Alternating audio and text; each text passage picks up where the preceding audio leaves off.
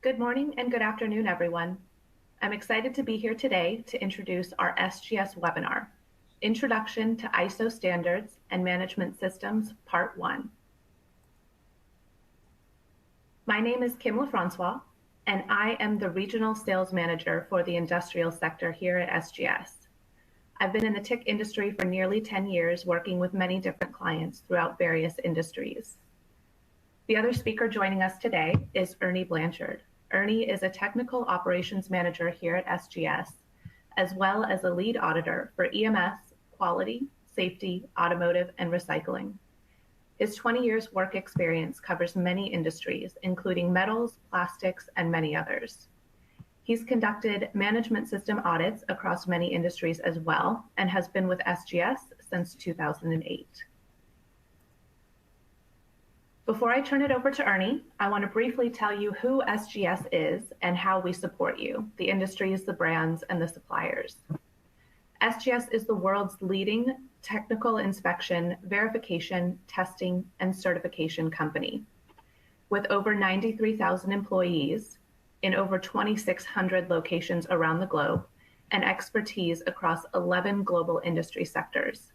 We've been providing assistance and expertise with global support and services to cater to many industries. We are where your suppliers are, with offices and laboratories around the world, in addition to global auditors and account management teams. The SGS teams act locally and think globally. With over 140 years of experience, we're recognized as the global benchmark for quality and integrity. The mission of the Knowledge Solutions team is to help our customers, your brands, and your suppliers operate in a more sustainable manner. Through certification, we ensure the quality, safety, and productivity of products and services, with training to improve employee competence and professional development, through performance assessments to verify compliance and performance of business operations, utilizing risk management services to reduce risk and increase your visibility into supply chains. And through best-in-class advisors, we offer technical consulting to assist with implementation of standards to improve operational efficiency and increase your speed to market. At the end of the day, SGS helps companies to reduce risk and conduct business safer, faster, and smarter.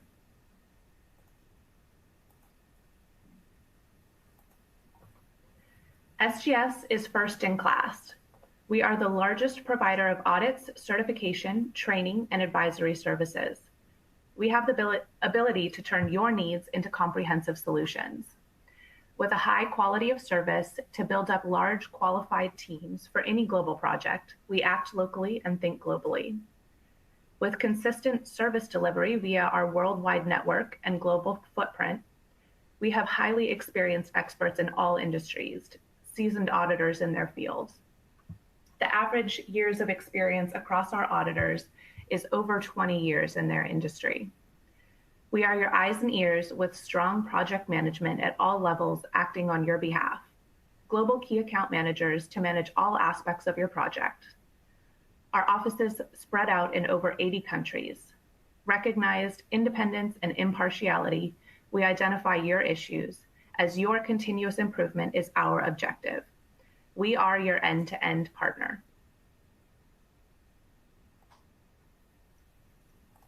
Today's webinar will cover an introduction to management systems, an explanation of the high-level structure, ISO 9001, the fundamental foundation, Mythbusters, and an opportunity for questions. If you have any questions about our products or services, please reach out and let us know. There will be Q&A at the end, so do remember to put all of your questions in the chat box so we can discuss at the end of the presentation. Ernie, over to you. Okay, thank you for that. We want to start the presentation off with a quick poll. There'll be two sets of questions. This is the first one. First is, where are you in developing your management systems? I want to give you a couple of minutes to respond. Just click on the appropriate circle there, I guess. And in a few minutes, in a few seconds, we'll go through and look at the poll results. So the options will be at the beginning. We've done some work, but there's more work ahead. we're almost there, and we're working on continuously improving our systems. We'll give you a minute or two to respond.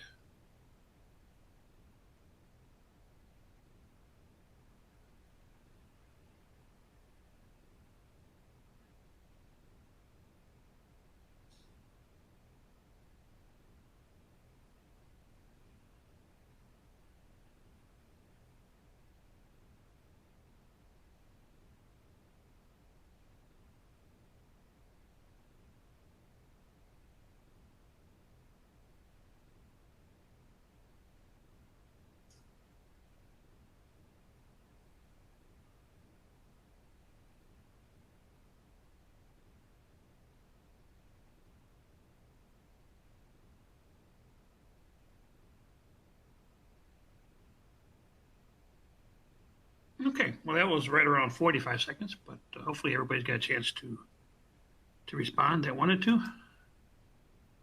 Okay, so I'm not really surprised by the poll. We've got a lot of people that are just looking to improve.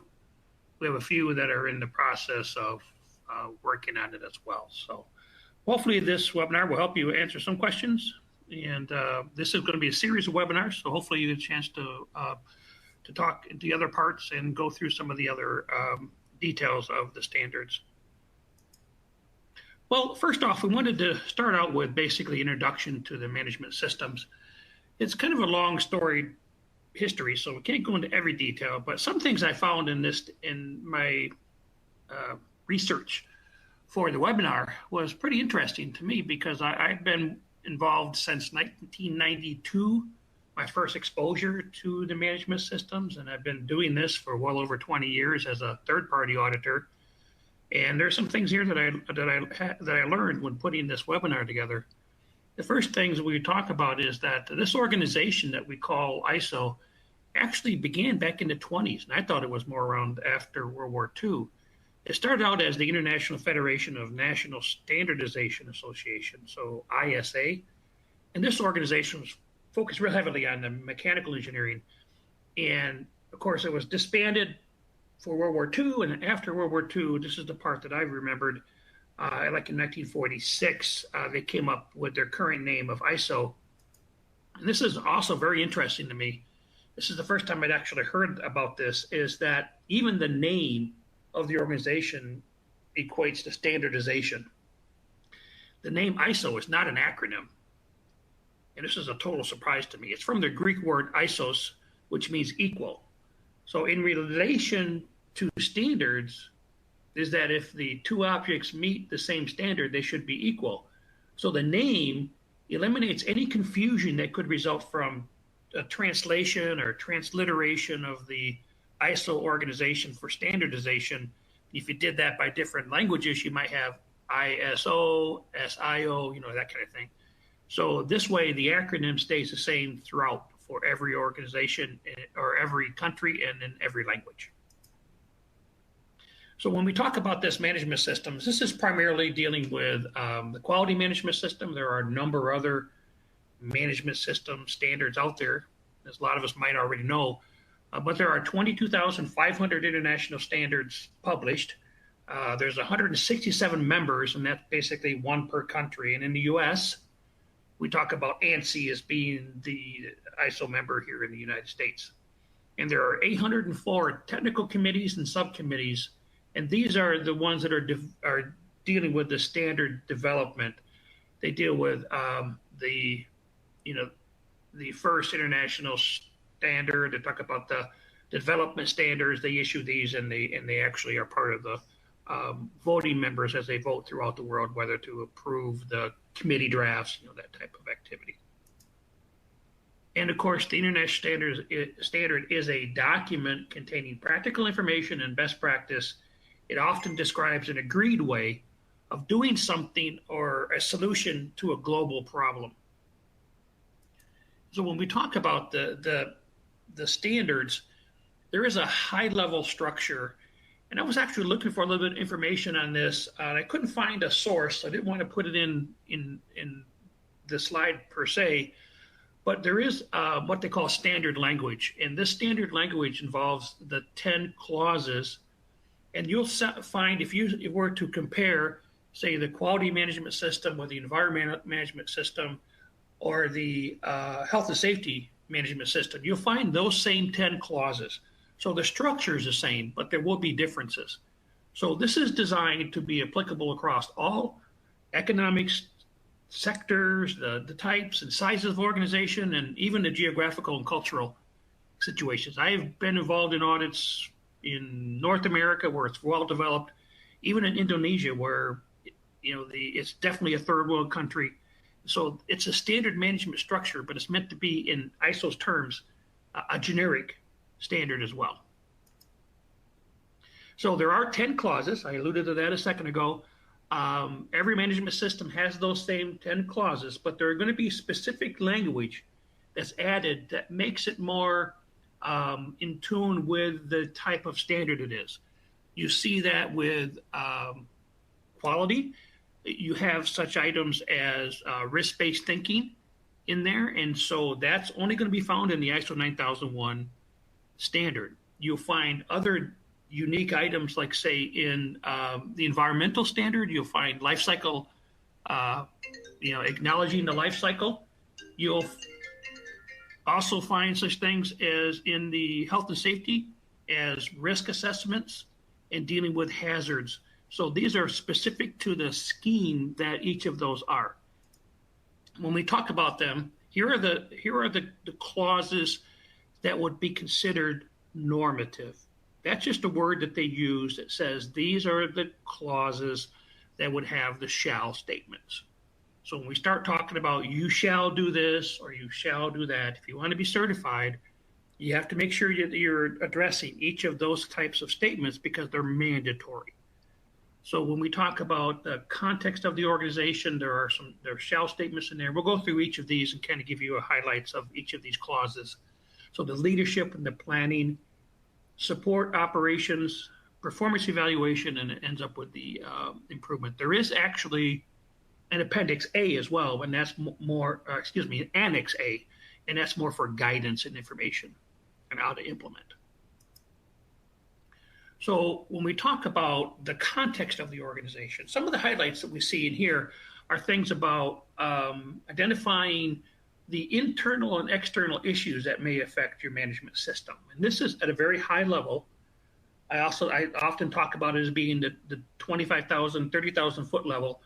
These are the things that based on your organization, whatever industry you're in, whatever product you're making, whatever service you're providing, these are the issues that could affect you, both internal and external. Interested parties, this is an interesting word because, a lot of people in management would talk about stakeholders.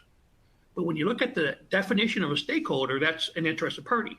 And so they went with those words rather than using stakeholders, and talks about the scope of the management system, and that's what you do for a living. And it deals with more than just a statement on the certificate. It deals with the overall scope of the system. And also it talks about the management system itself along with the processes. Inside of the leadership, it talks about leadership and commitment. And for the 9001 standard, this is where you're actually going to see the terminology where it talks about the process approach and risk-based thinking. Those are things that leadership needs to promote throughout the organization. It also has a section in there about the policy, the quality management system policy, and of course, organizational roles and responsibilities and authorities. The third clause, or actually clause 6 in this case, deals with your planning. This is the part that's interesting because this is something that was included in the 2015 version of the standard as risk management. And this is where you need to take into consideration those issues that you've identified when you're dealing with your context, and that's in 4.1 of the standard. And then in clauses that deal with the stakeholders, you have to take into consideration those requirements that have been identified that your stakeholders may have. And those stakeholders could be a government, so that could be a regulatory requirement, like for a safety requirement, or if you're in the sector like pharma or medical device, they'd have other requirements there for risk management. And then, of course, and also will be corporate requirements like corporate reporting, and it also could be internal requirements such as for your employees, et cetera. So these are where you identify the risk and go through that risk management process. The objectives, these objectives used to be in previous standards, it just basically said the objectives need to be measurable. And that's all it gave you. But in the current standard, it says basically who, what, when, where, how, and why. So what do we do with these objectives? How are we going to get there? How are we going to plan to achieve them? And then, of course, it talks about the management of change as well. This is clause 7. And in clause 7, it talks about things like resources, competency and awareness, communication and documented information. If somebody is getting into the human resource area, the training, et cetera, that's where you get into the competency and awareness, and maybe even the communication. But many times the communication may also be involved with your management team. And of course, the documented information is a unique term because there is no required documentation in the standard. There are no required procedures or work instructions or anything like that. That's very unique because the original version that I was getting involved in back in the late 90s, there were 20 clauses and every clause had to have its own procedure. So that's the pendulum has swung to the other side of the spectrum, if you will. Operations, there's a lot in operations. We won't go through it in great detail, but this is where you're going to find talking about the customer requirements for the requirements of the product or service. Design and development, there's a whole section there that deals with that design process. And that could be from designing the product. In some schemes, some sectors, you might talk about designing the manufacturing process. And then, of course, we're getting into things like the control of externally provided processes. That's 8.4 in the standard, and that's what is usually referred to as procurement or purchasing. And, of course, we got the releasing of the product and controlling of changes as well. The next structure here that we have is this is a 9, which is the performance evaluation. And here's where you're going to get into the monitoring and measurement of your system.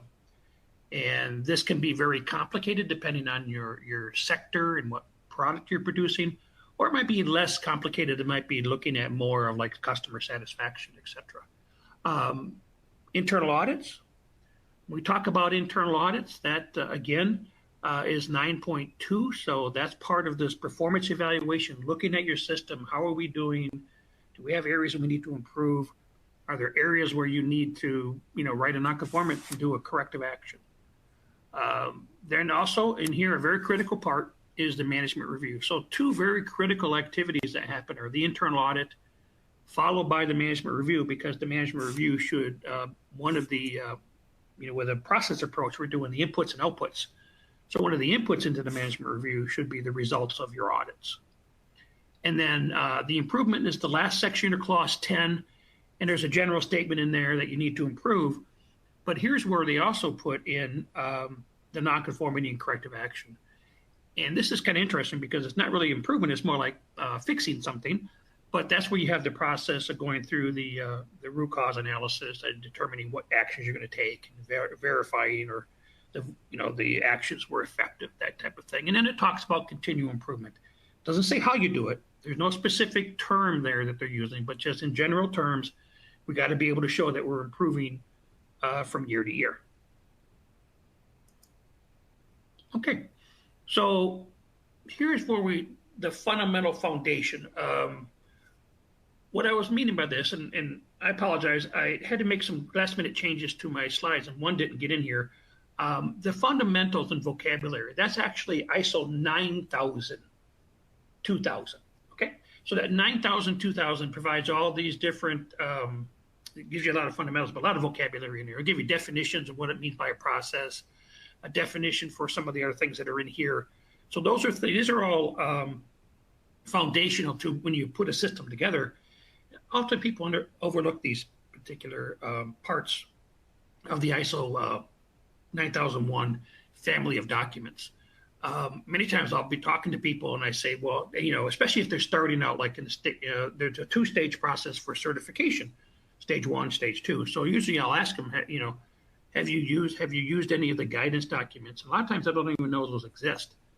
So I added in here under 9001, 2015, that is the quality management system requirements.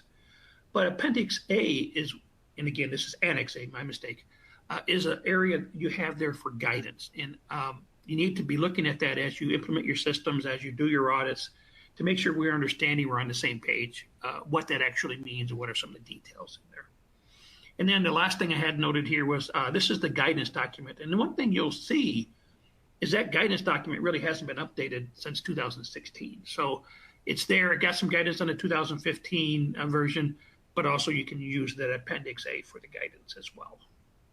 Okay. Our next poll question, excuse me, what is the most challenging aspect of implementation? We'll give you about 30 seconds to review that and answer, if you would.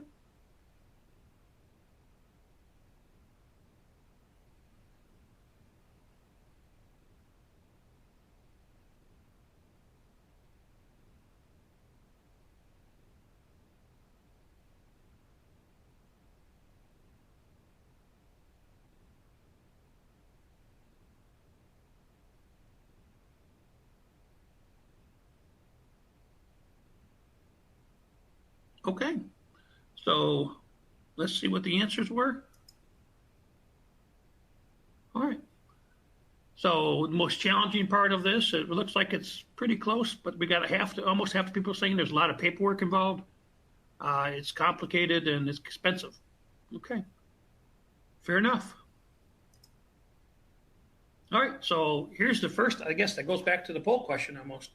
Is it very complicated? Well, I guess one of the most common answers to a question, especially in auditing circles, is it depends, right? It really does depend on a lot of things. It can be complicated because of the nature of all this stuff that we talked about as far as your risk, what you identify in risk management, what type of material you're running. If you're involved in doing the design, so you're designing the product from scratch, you got to determine what material goes in there, what's the best material, and then you have to go through and find your own suppliers, et cetera. So it can be a complicated process, but also it doesn't have to be complicated. What I mean by that is I've seen it across the spectrum where I've talked to people that have very, very complicated systems. They're producing even machinery. So they're producing a particular machine and they have to make sure, because it's in the life science, so they have to make sure that they go through all the process of validating, et cetera. The management system sometimes becomes complicated just because of that. Other times I've seen it where people aren't that complicated. They don't have anything that's kind of printed out. It's all going to be found online, all their documentation, all their records, et cetera. Now that may mean it's complicated. It may mean that it's a relatively straightforward implementation, but that implementation will depend on a lot of things. If you already were certified before, rather than starting from scratch, so you have to kind of make that transition, or have you been certified in the past? Because by now, of course, we know that it's 2015, so it's been a while since we issued this particular standard. So there's a lot of things, a lot of moving parts, I guess, is what the way to say that. But one thing you can look at, though, is in one advantage here with it being complicated, is start looking at some of these, the quality toolbox that the quality managers have, things like engaging the people, getting their buy-in for the system, focusing on the customer, just making sure that leadership is involved. And I think one of the advantages to what the standard is now is they do have a section for leadership and commitment, because that was never there in the past. And sometimes you would have leadership that would just say, okay, go out and do your quality, you go out and do it. And they wouldn't really have any buy-in or any kind of, support from the leadership. So that's always very important to have that leadership commitment, if you will. And the process approach is also very helpful. Matter of fact, I submit to my clients all the time that if you do a process approach for even your auditing, it's a much straightforward approach than trying to audit by a bunch of procedures and work instructions. We look at that improvement, and that's one of the key areas we should be seeing, from year to year is areas of improvement of your systems. And then, of course, we talk about the evidence-based decision-making, basing it on that evidence we get in Clause 9. And, of course, relationship management is a very, very important thing. So these are all things that you could implement that would help with your with your implementation by using these principles. Designed for the way business worked in the 90s. I guess this is a thing saying this has been around a long time. Is this just an old standard that, they have to do it their way or it's the highway? And I don't think it's quite that way anymore. There are still strong elements, that talking about, focusing on the stakeholders and the context of the organization. And that helps to show you how you're fitting into the current needs of your business, of your customers, and also your suppliers for that matter. Risk-based thinking is very unique. This is obviously something that was implemented in the 2015 version of the standard. So it's brand new when it comes to standards. It's only found right now in the quality management system standard. So it's very unique for that. Risk management in general, that's something that as I talk to people, interview people, etc., that's something that could be very, very beneficial to a company. A company that, doesn't necessarily have a lot of regulatory requirements or statutory regulations, etc. They still find the risk management to be helpful because it helps them to look at it from different lenses, from the external and internal issues, and from the position of a stakeholder, and see if there's something they can do to make themselves more efficient. And of course, organizations, to define these objectives themselves, continue to improve their processes in order to reach them. So what I was talking about here is basically in clause 6, they talk about your objectives. These objectives, there's nothing in the standard that says what the objectives should be. Sometimes the objectives are imposed upon you by an external party, like your customer or a regulator, or even your corporate headquarters or the corporate structure. That's something that will be for you to define. I've seen organizations that have 12 objectives, and I've seen organizations with like one. And so whatever that objective is, there needs to be a process in place in order to help you to achieve that objective. But there's nothing that says that needs to be achieved. And that's a kind of a fallacy as well. Just because you haven't achieved an objective does not mean that that's a bad objective or that you failed the audit or anything like that. What it means is that you just need to make sure that management knows, and if it's appropriate, they should have an action plan or a corrective action in place to try to get you to the point where you can meet those objectives. Okay. For the Mythbusters, the next thing I have here is that just for big businesses. Well, I can tell you categorically that it is not just for big business.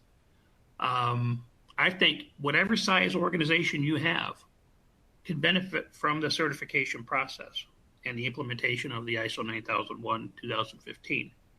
I have been at organizations that have, I say from 2 to 2,000. That's just a term here. I've worked with multinational organizations that have multi-site certificates. These organizations have hundreds of locations throughout the world. And I've been at an organization, single site that has, 2 or 3 people. And I think one site I remember years ago had exactly 2 people that worked for it. And they were certified and they were doing a great job with it. It's hard to do when you only have 2 people, but sometimes you have to get outside help as well.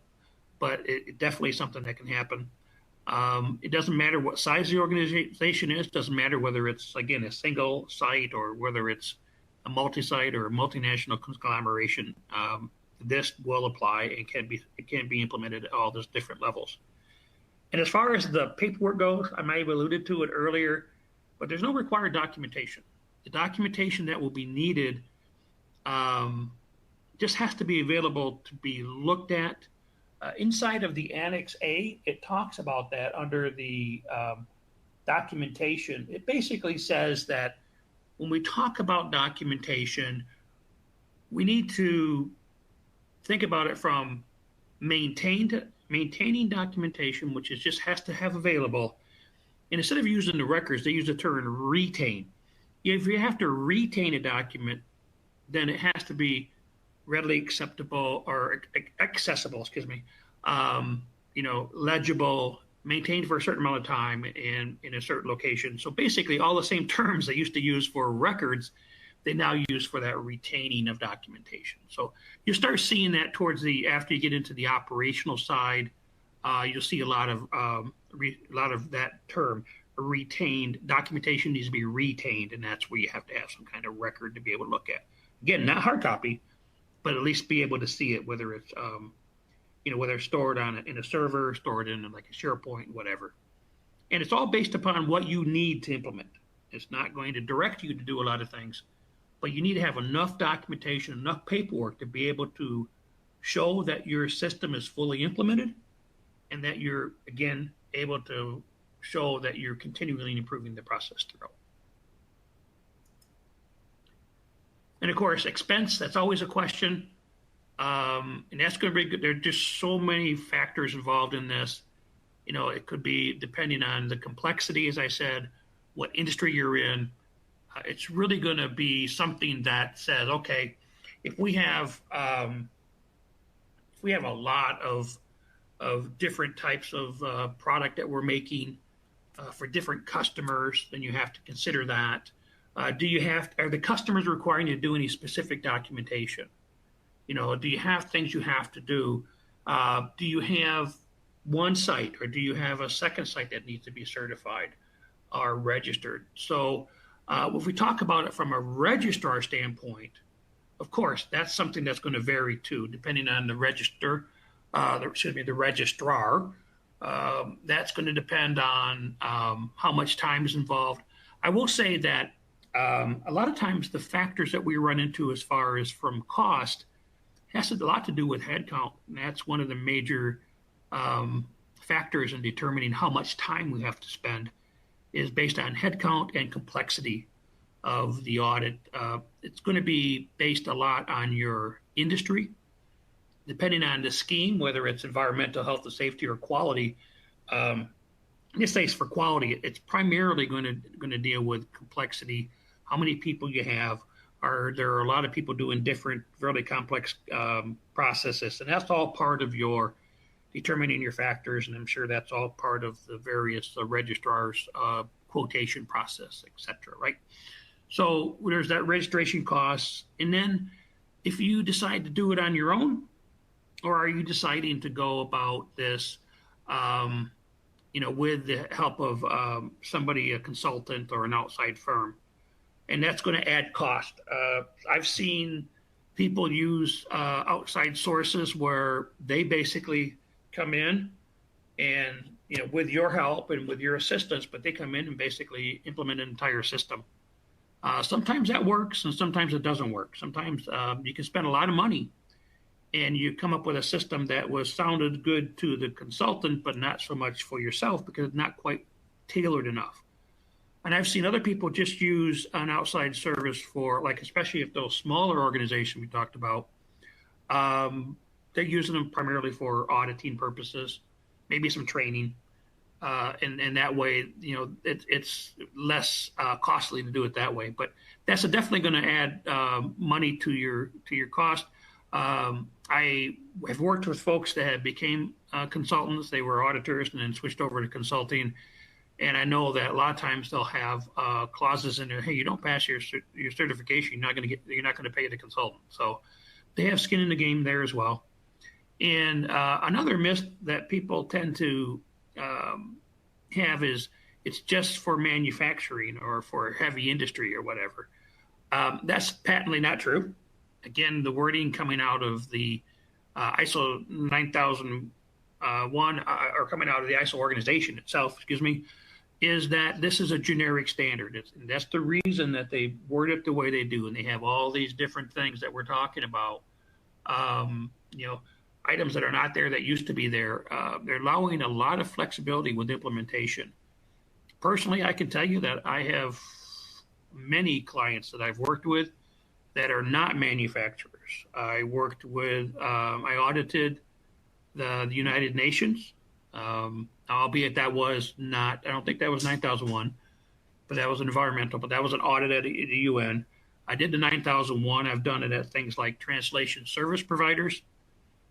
These are providers that were doing traditional translation as well as translating for, like, say, medical trials in different countries. So they had to have their translations double checked, and they also had to do a certificate of conformance, and that was signed off by the president of the company. I've worked with folks that are supporting hospitals.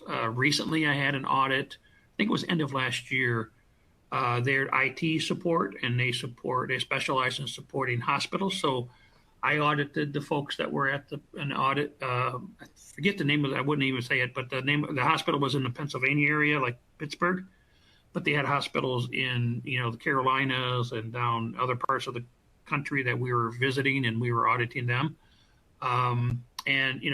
And you have some folks that are distributors. That's definitely not a manufacturer, and then service providers like engineering firms. So there's a lot of different folks that are involved in these types of standards. And I definitely would say this is not just for the manufacturing side of things. Okay. So I think we have some questions. We do. Thanks so much, Ernie. And everybody, please feel free to drop your questions in the Q&A box. We do have some coming in now for you, Ernie. What are the highlights when it comes to Annex A in the standard? Yeah, Annex A is kind of interesting because it is the guidance standard. There's like, I think there's, just checking it myself just to make sure I understand what it is. There's like 8 different sections in there. And it deals with some of the more generic terms. One of the sections talks about the structure and terminology. They did away with some things. We used to use the term exclusions. We used to actually, I think some people used to put it right in their certificate, right? But they don't even use that anymore. They use the term of areas of applicability.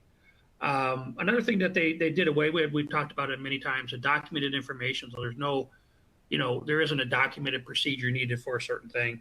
Another thing they talk about, and this isn't everything, but they talk about understanding the needs and expectations of interested parties. Give some information on there. Give some information on risk-based thinking. And that's something that's near and dear to my heart because I've been studying on that since 2016 for my dissertation. And it talks about that, gives you more detail there about what it means by risk-based thinking. Another thing it does, like I mentioned earlier in the presentation, documented information, right? And there isn't a place that says records, but it says that it's now expressed as a requirement to retain documented information. That's the terminology right out of the appendix, out of the Annex A.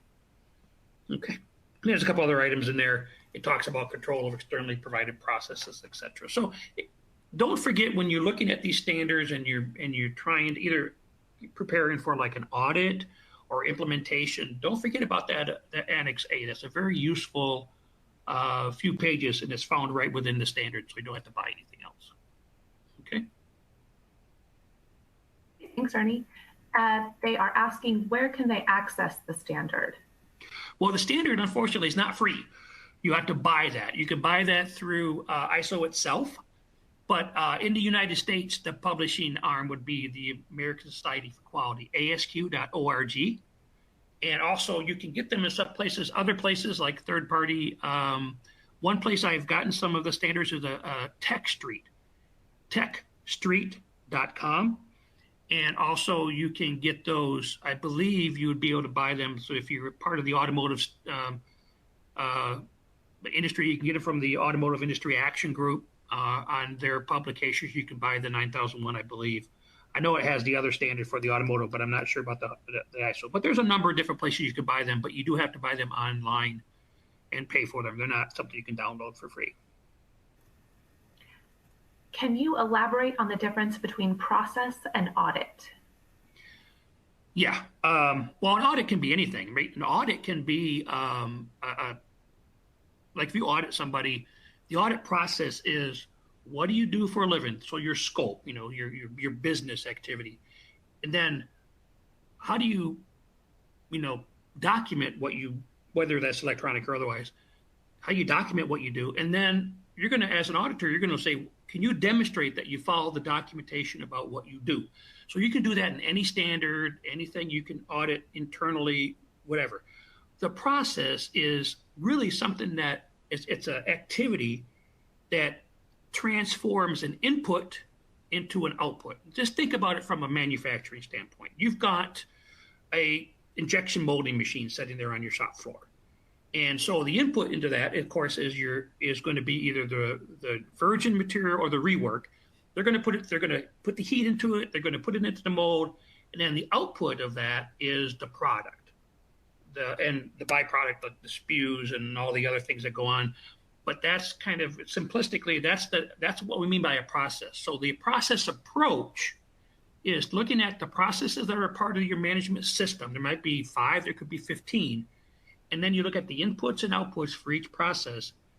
And then you do some other things too. But that's the main thing you can look at. And you can do that audit of a management system using the process approach. It's pretty streamlined if you do it that way. If you have any other questions, let me know about that. Thanks, Ernie. Do you provide a learning platform for ISO 9001 implementation? Yes, and that might be something that Kim can talk about a little bit more. But yes, we do have training. We have a training division, and that's we call that the SGS Academy. And we provide training that's not only online. There are some components that will be in person, but we could do it online through webinars and online, self-training, etc. And we also have what they call public courses. So these are things that are more generic, and they would, we could have 2 or 3 different organizations involved in that, etc. So those are various avenues, and there might be more even that I'm not just remembering right at the moment. Absolutely. So SGS does offer, as Ernie mentioned, a number of different types of trainings. We have online on-demand trainings. We have public courses, and we can also provide private training as well. And these trainings are specific to the standards, and we are able to provide training not just to 9001, but also to 14001, 45001, many different standards. Please feel free to reach out to me directly, Kim LaFrancois. My email is up on that slide, and I'm happy to share some of the trainings that we'll be able to offer. Another question that has come in is certification beneficial if the company is small and has simple procedures? Well, again, that depends on the organization, but many organizations nowadays especially they're voluntold to do the standard, right? It's a voluntary standard, but it's almost a cost of doing business. So if I were to start a business from scratch, and I would be manufacturing widgets for the automotive or some other industry, more than likely my customers would have in their quality manual somewhere for suppliers that they need to be ISO 9001 or a different standard. So yes, it could be the situation that for a smaller organization, you may not be certified, but even in the automotive industry, they have a minimum, automotive quality management system requirements for suppliers. And so there is that possibility of not doing 100%. But if nothing else, if you're not certified to it, you should be looking at it as a structure that you can follow and conform or comply to. And then when they come in, your customers come in and do what they call a second party audit or a supplier audit, they're going to be looking for these things regardless of whether you're certified or not. Are you doing any kind of corrective action? What documentation do you have in place? Have you done any risk management? Those types of things at a minimum. But I've been doing this for a long time, and I can tell you that the people that are small organizations, they benefit from having a structure in place just as much as the people that are multinational conglomerates.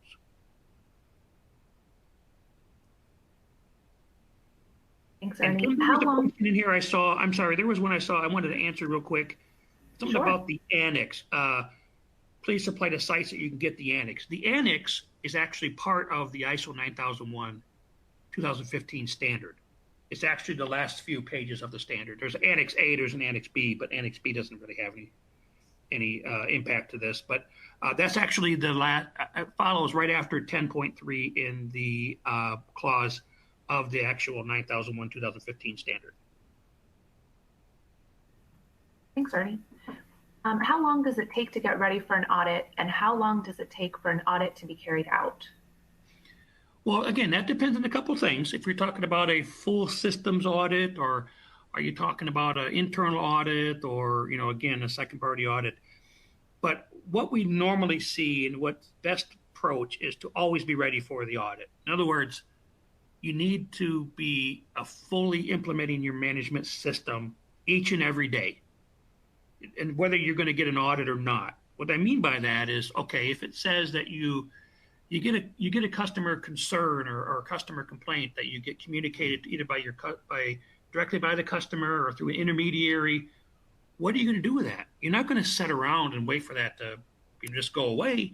You're going to take action on it. You're going to follow your own systems. You're going to say, okay, if I have to have a specific, the customer may say, use my form for the corrective action. So you use their form. If they don't do that, then what forms do you use? Our expectation would be that you're managing, you're doing the system. And if you're talking about a third-party audit, it's not up to the third-party auditors to maintain your system. It's up to the individual site to maintain their system day in and day out. When I walk into an audit, my expectation is that there are zero nonconformances at this site, that everything is fully 100% implemented. Now, what I'm doing during an audit is gathering objective evidence. That could be records, it could be interviews, you could be looking at documentation, but that evidence is only gathered to support my assumption. Unfortunately, when there are times I do that, there might be things we need to address, either as an opportunity for improvement or as a full-blown corrective action. So the preparation, there's certain things that can be prepared, and that would be more something that we could talk about during like an audit specific type webinar. But I always want to know what your scope of the audit is going to be. Is it a full-blown, full management system audit, or are you just looking at a process or two? Is that process very complicated? You want to make sure you have the process descriptions, the inputs, outputs, but other things you'll need to know is like, okay, are there any metrics? What are the measures of that process? How are they doing so far? What is the documentation or records that you're working off of? Are there any work instructions or procedures? Because honestly, I have yet to find a management system, even in 2015 era, that doesn't have work instructions and procedures. It really is difficult to do without. But what are those? What equipment are you using? Whether it's any machinery or that kind of thing, and then of course, who's involved? What kind of training or competency they need? That's all part of the audit. You need to identify like when you're going to do the audit, who's going to be involved, and then what questions you need to answer. Some of that comes from experience, but some could be pre-set up questions as well based on that previous preparation. What resources or personnel should we expect to be tied up during the ISO 9001 implementation process? Well, that could vary too, because it's basically a management system audit. I'm sure you're going to have people that will be subject matter experts that, like the quality department. Those are guys that probably either have done it or have the training to do it. But the implementation process is going to be across the board. I mean, you're going to have people that are going to be, first off, anybody that is, if they go by the process approach, who's the people that are best to tell you what the process entails other than the process owner? So if you're talking about early on in the process, identifying the processes, what are the inputs, outputs, etc., well, you probably want to talk to like the purchasing manager if you're talking about purchasing process. Same thing when it comes to sales or manufacturing, etc. But that would be probably talking to the process owner. So during the actual audit itself, of course, you're going to have yourself. If it's an internal audit, you're going to have a team of auditors, and again, depending on the complexity and how much time you have to get it done, you could do it with one or two people, and it would take a little longer to do the audit. If you're up against a time frame, then you might want to have, I don't even know, 4 or 5 people, maybe half a dozen that would be trained as auditors that get out there and audit, try to get it done like within a week or two. But I think it really depends. As far as the implementation, it should be a kind of, maybe not 100%, but you might have a lot of people involved, across the organization. Leadership should be involved because they got to be part of the interview for the Clause 5, but also part and parcel of the management review process.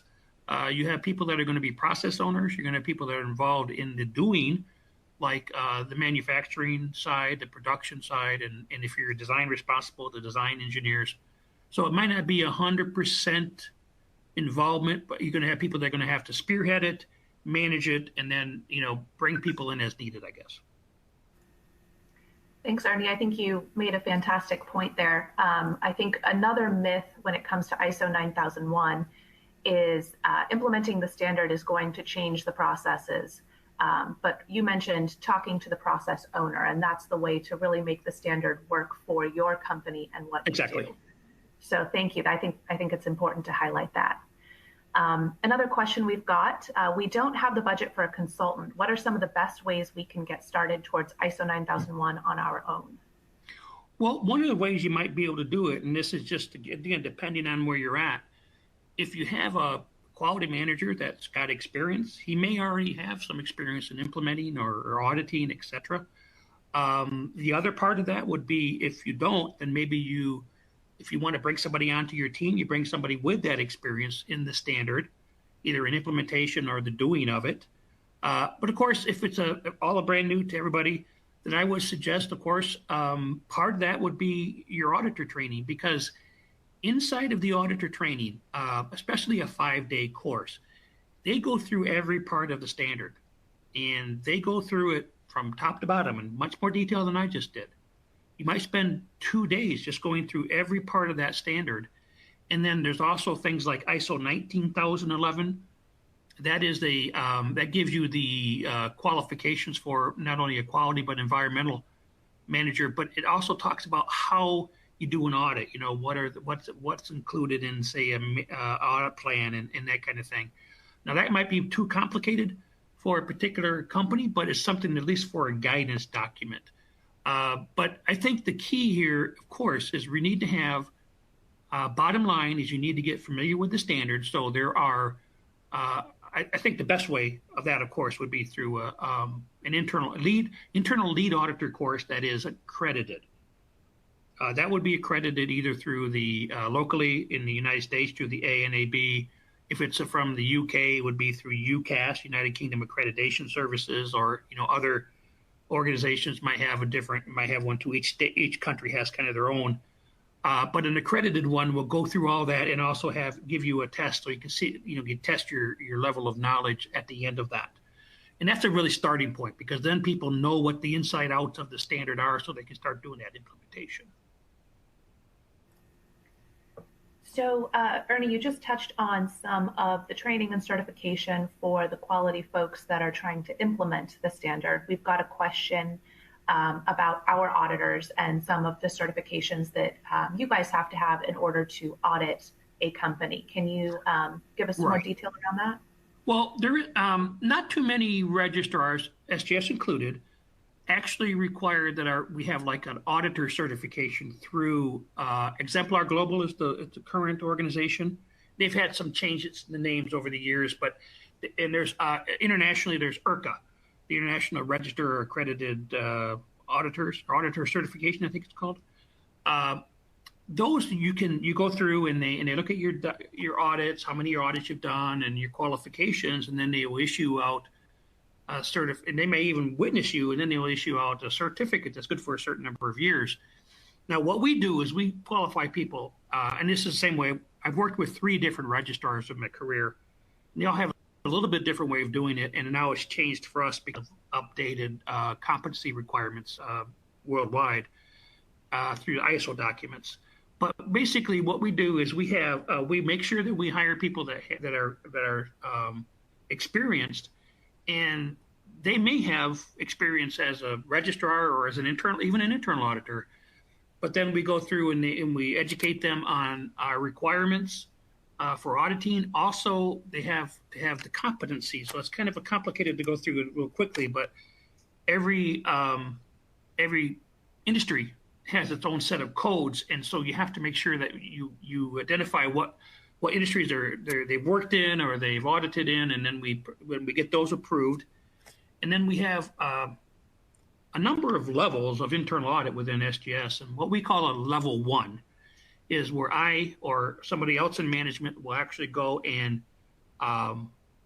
watch somebody do an audit to make sure they're following our procedures, not doing anything crazy, like telling you how to do something, because we have no business doing that as a registrar. You know the business much better than I do. So I can't use any personal pronouns. I can't say you should, I think, or we ought to. And we make sure they're not doing any, don't have any bad habits. And if they're brand new, and I did bring a couple people on around 2013, 2014 that were brand new. They had a lot of auditing experience internally with some large companies, but they had to go through the original process. And we had multiple witness audits to begin with. And then we had another witness audit to make them a lead auditor, we call it. And then every so often, like every 3 years or so, we have to have another witness audit. So we have somebody else watching them again. And so our folks are qualified. And of course, everybody has to go through, at a minimum, they have to kind of go through that 5-day course, the accredited course. But that's just kind of the basic stepping stone from getting somebody fully qualified to be a third-party auditor. Great, thanks. We're getting close to the end of the hour, so the last question for today will be, what are some examples of things that may be overlooked during the implementation process? Well, one of the things that I've seen over the years is I've actually been at some locations where they kind of get a little bit backwards when it comes to auditing and management review. Management review was done, say in January, and they got their last internal audit done just before our stage 1 or stage 2 audit, whichever one it was. And so one of the inputs into management review needs to be the results of audits. So the process should be that you go through and implement your system to the best of your ability, and then you have to go through a full round of internal audits, followed by the management review. And that's not even SGS saying this. This is coming from the International Accreditation Forum, the IAF. And this is out of their mandatory documents that they have. And you have to do that before you can actually, even as a registrar, we have to see evidence of that before we can approve a certificate. Full round of audits, followed by the management review. And of course, other things that we might see, some things you run into is a lot of people maybe don't quite understand what the risk management side of things is about. So I'll see risk management maybe just about the product level, but the risk management in the standard is really talking about management system standard risk as well. So that's where you have to make sure that you don't forget about your internal and external issues I talked about, or about the the needs of interested parties. You don't have to address every issue you find, but you at least got to take that into consideration. So there's got to be some kind of linkage between there. And that sometimes I see that being a miss because, again, they're brand new at this, or, they're not really understanding what's going on. And, and then we got to make sure that when we do the corrective actions, that we don't forget to follow all the steps. I've seen many times where I'll go in there and I'll say, oh, says it's closed, but I see here where it says we have action items that are still open. So that's not right. You have to close everything out before you can verify it is effective. So those are some of the major things I've seen. Wonderful. Thanks so much, Ernie. We're coming up on the end of the hour, so please don't hesitate to reach out directly to Ernie or me with any additional questions. I did have one other thing I wanted to talk about. Sure. Just happened to see something on the screen here in front of me. I'm kind of looking at the Q&As. I guess when we talk about the ISO certification, it could be considered a badge of honor, but like I said before, many times you're being voluntarily told to do the ISO, especially as a service organization. The service industry, depending on what your customers look like, you could definitely have a requirement to be certified. But again, I would never tell somebody to look at that as just something you have to do. You have a lot of value that is inherent within the standard. And if you're a service-based industry, you can definitely look at your processes first, then look at how you can measure those processes, whether it's, whatever that process is. So then you can see whether or not those are improving. And I think that's probably the value that you have. Being able to look at those processes, the interaction, And then how are you going to measure these processes to make sure that you're doing what you need to do? And I think you'll find that that's value added rather than just having a badge of honor. Great, thanks so much. So we are at the top of the hour. Thanks so much, Ernie, for your expertise, and thank you to all of you for joining us today. It was my pleasure. Thank you, everybody. Thanks.